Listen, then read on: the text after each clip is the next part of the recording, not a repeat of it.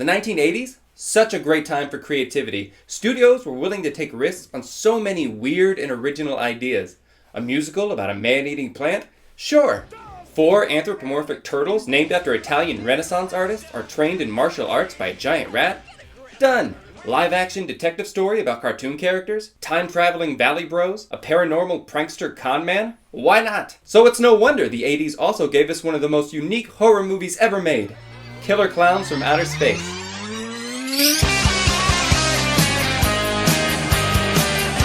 For you poor souls that have never been on this cinematic carnival ride, the gist is that this meteorite-looking thing lands in a small town. Except it's not a meteorite, it's a spaceship, shaped like a circus tent. From here, the aliens, who look like clowns, emerge and wreak havoc on the town. Some local teenagers stumble onto the ship and try to tell the police. Of course, no one believes them. Killer Klowns from Outer Space. So, it's up to them to warn everyone.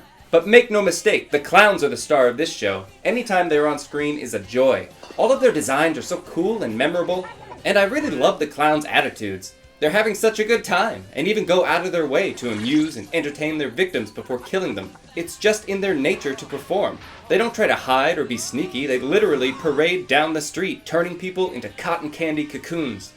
And just like when we talked about Back to the Future or Willy Wonka, this movie is a perfect example of real, tangible props, costumes, and special effects. And they're so creative in sticking with the clown theme. They hunt down people with balloon animals, disintegrate them with acid pies, attack our heroes with popcorn guns.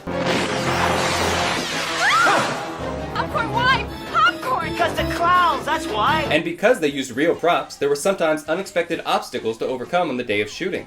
The balloon bloodhound kept popping on the rough grass, so they had to coat it with latex. In the pie throwing scene, the pie tins were blocking the view of all that gooey crust and filling. So they wrapped the actors' fingers to a wristband attached to the bottom of each one, so the pie's insides were launched, but the tin was not. And that popcorn gun was the most expensive prop in the film, because it had a compressor inside to actually propel popcorn.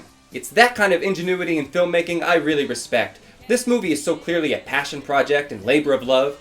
It was directed by Stephen Chiodo of the Chiodo Brothers, a trio of siblings who specialize in creature creation, stop motion, and animatronics. They also wrote and produced the film.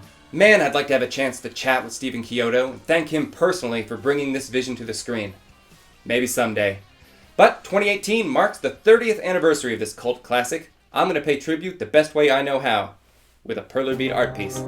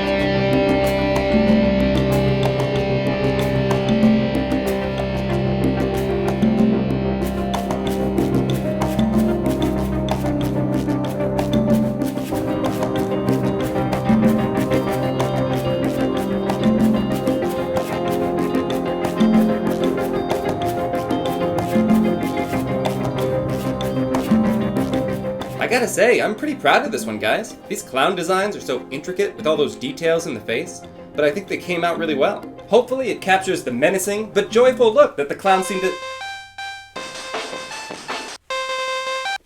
Hello? Hey Kyle, this is Stephen Kyoto. I heard you wanted to speak to me.